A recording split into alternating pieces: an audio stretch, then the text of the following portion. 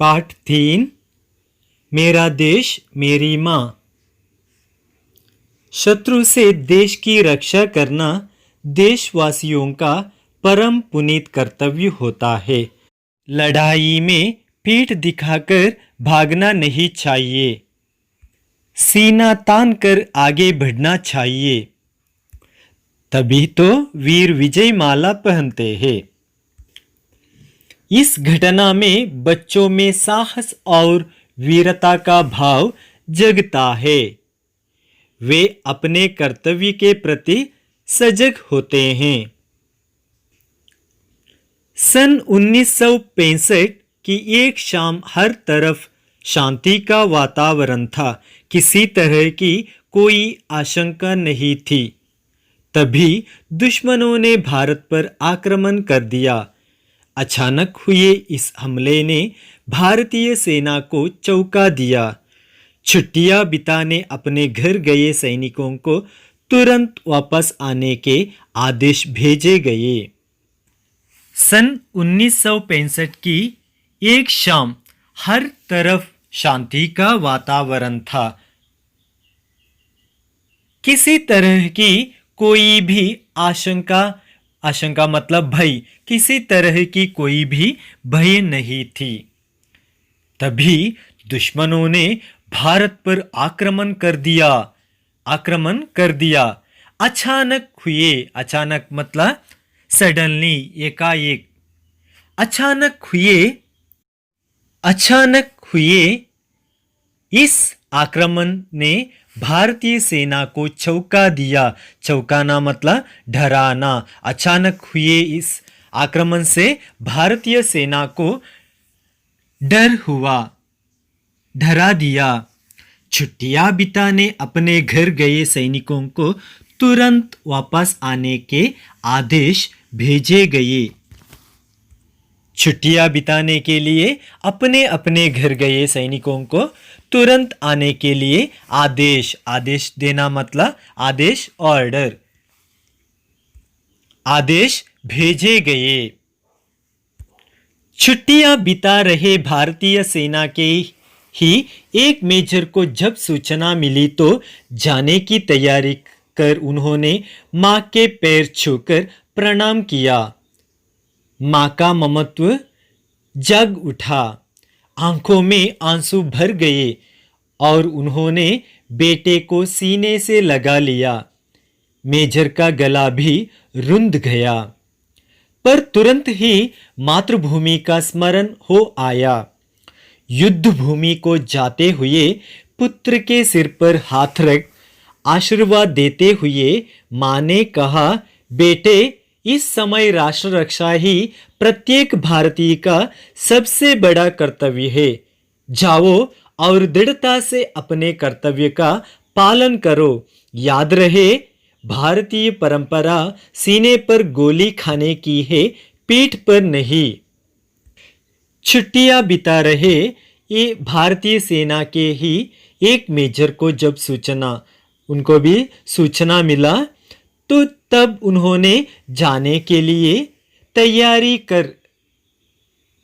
कर और उन्होंने मां के पैर छूकर, काल हिडिदु नमस्कार, पैर छूकर प्रणाम किया। मां का ममत्व जाग उठा। आंखों में आंसू भर गए और उन्होंने बेटे को सीने से लगा लिया। ಎದೆಗೆ ಅಪ್ಪಿ ಹಿಡಿಯುವುದು, ಆಲಂಗಿಸಿದರು। मेजर का गला भी रुंध गया। पर तुरंत ही मातृभूमि का स्मरण आया। तुरंत क्या हुआ? मातृभूमि का याद आ गया। युद्ध भूमि को जाते हुए पुत्र के सिर पर हाथ रखकर आशीर्वाद देते हुए मां ने कहा, जाते समय आशीर्वाद देते हुए मां ने कहा, बेटे, इस समय राष्ट्र रक्षा ही प्रत्येक भारतीय का सबसे बड़ा कर्तव्य है। बेटे, याद रखना, इस समय राष्ट्र रक्षा ही प्रत्येक भारतीय का सबसे बड़ा कर्तव्य है। सबसे बड़ा कर्तव्य राष्ट्र रक्षा ही। जाओ और दृढ़ता से अपने कर्तव्य का पालन करो। याद रहे, भारतीय परंपरा सीने पर गोली खाने की है, पीठ पर नहीं। याद रहे बेटा, भारतीय परंपरा क्या है? सीने पर गोली खाने की है। ಅಂದ್ರೆ ಎದೆ ಕೊಟ್ಟು ಹೋರಾಡುವುದೇ ಹೊರತು ಬೆನ್ನು ತೋರಿಸಿ ಓಡಿ ಹೋಗುವುದಲ್ಲ। सीने पर गोली खाने की है, पीठ पर नहीं। पीठ मतलब बेन्नु, पीठ पर नहीं। युद्ध भीषण रूप से फैलाता जा रहा था। इच्छोगिल नहर का मोर्चा भारतीय सेना के लिए चुनौती की दीवार बना खड़ा था। प्रश्न उठा, इस अभेद्य दीवार को तोड़ने की जिम्मेदारी कौन निभाएगा? युद्ध भीषण रूप से फैलाता जा रहा था। युद्ध भीषण रूप से मतलब ಭಯಾನಕ ರೂಪದಲ್ಲಿ ಹರಡುತ್ತಾ, फैलाता मतलब हरಡುತ್ತಾ। युद्ध भीषण रूप से फैलाता जा रहा था। इच्छोगिल नहर का मोर्चा भारतीय सेना के लिए चुनौती की दीवार बना खड़ा था। इच्छोगिल नहर, इच्छोगिल नहर यह लाहौर से 14 किलोमीटर की दूरी पर है एक जगह। इच्छोगिल नहर का मोर्चा भारतीय सेना के लिए एक चुनौती की दीवार बना खड़ा। चुनौती की दीवार मतलब ಚಾಲೆಂಜಿಂಗ್ ವಾಲ್, ಸವಾಲಿನ ಗೋಡೆಯ ಹಾಗೆ। चुनौती की दीवार बना खड़ा था।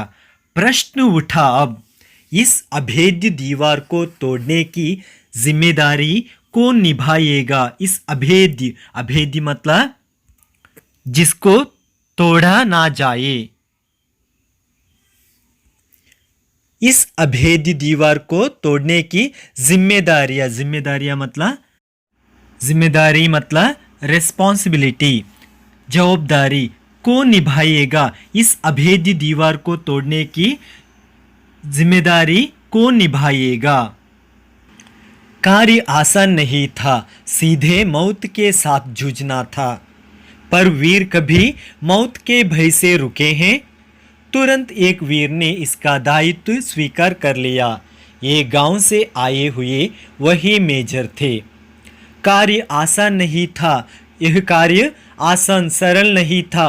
सीधे मौत के साथ जूझना था। सीधे मौत, मौत मतलब मरण के साथ, जूझना मतलब लड़ना। पर वीर कभी मौत के भय से रुके हैं। पर वीर कभी मरण के भय से रुकता है क्या? रुके हैं नहीं।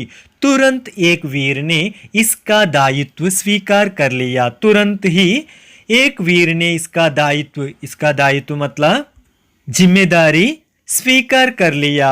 ये गांव से आए हुए वही मेजर थे। मौत की परवाह किए बिना मेजर ने मोर्चा संभाल लिया।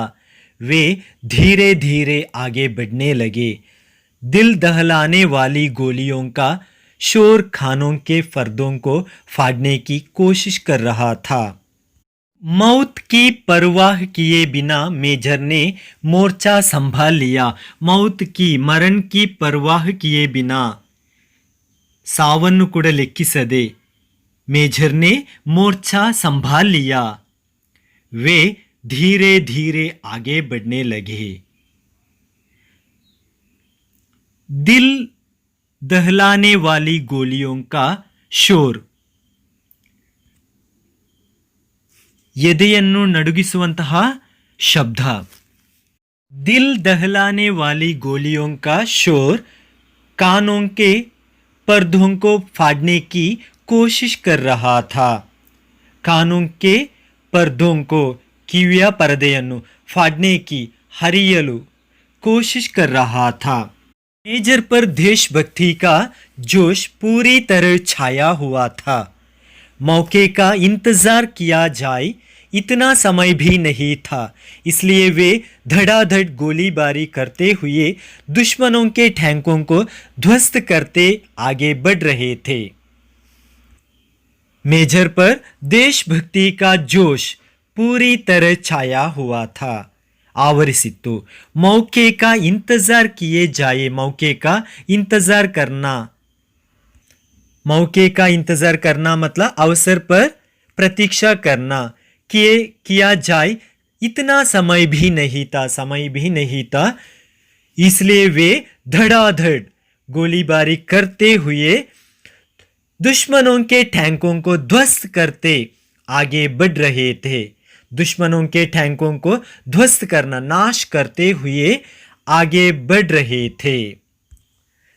तभी दुश्मन की कई गोलियां एक साथ सनसनाती हुई आई और मेजर के हाथ व पेट में घुस गई।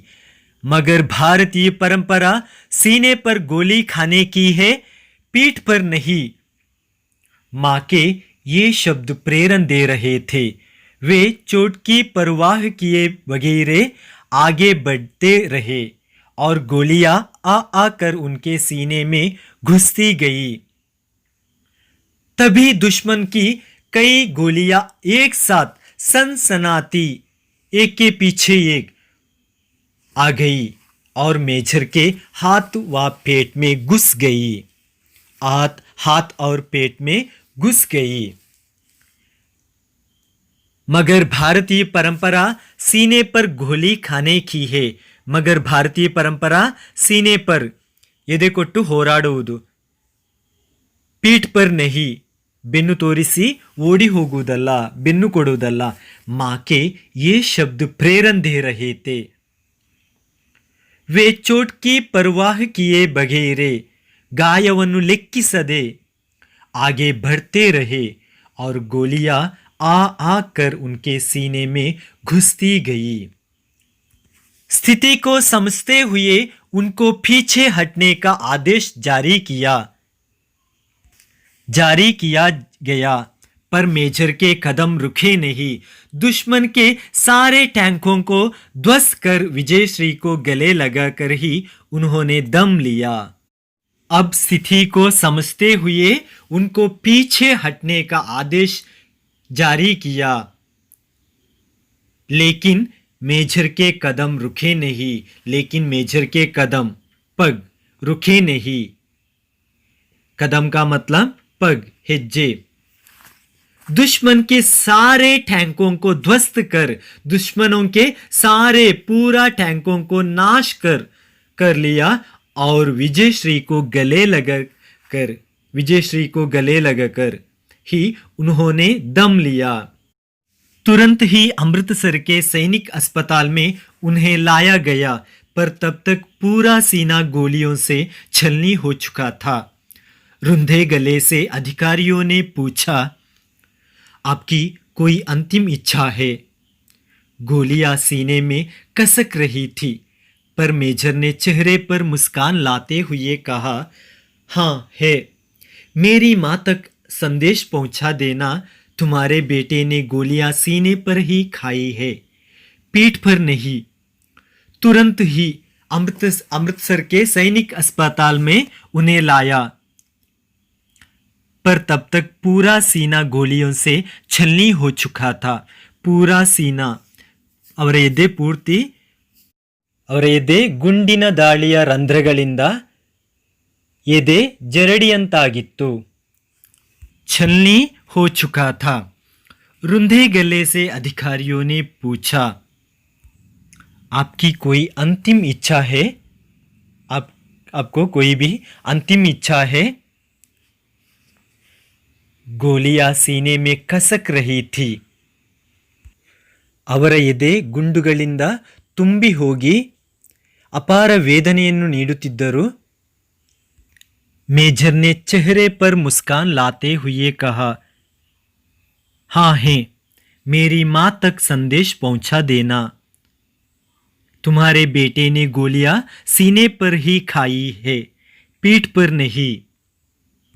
ಹೌದು, ನಿನ್ನ ಮಗನ ಗುಂಡಿಗೆಯಲ್ಲಿ ಗುಂಡುಗಳು ಹೊಕ್ಕಿವೆಯೇ ಹೊರತು ಬೆನ್ನಿನಲ್ಲೆಲ್ಲ। जानते हैं ये बहादुर कौन थे? ये भारतीय सेना के अफसर मेजर आशाराम त्यागी थे। उन्होंने माँ के वचनों का पालन करते हुए अपनी मातृभूमि की रक्षा के लिए प्राणों की बाजी लगा दी। जानते हैं आप ये बहादुर कौन थे? यह बहादुर आशाराम त्यागी थे, जिन्होंने माँ के वचनों का पालन करते हुए ತಾಯಿಯ ಮಾತನ್ನು ಪಾಲಿಸುತ್ತಲೇ ಮಾತೃಭೂಮಿಯ ರಕ್ಷಣೆಗಾಗಿ ತನ್ನ ಪ್ರಾಣವನ್ನೇ ಪಣವಾಗಿರಿಸಿದವರು. दीपक बुझ गया पर उसकी अमर ज्योति युगों तक देशभक्तों को राह दिखाती रहेगी. ದೀಪ ಆರಿತು, ಆದರೆ ಅವರ ಜ್ಯೋತಿ ಯುಗ ಯುಗಗಳವರೆಗೂ ನಮಗೆ ದಾರಿದೀಪವಾಗಿರುತ್ತದೆ.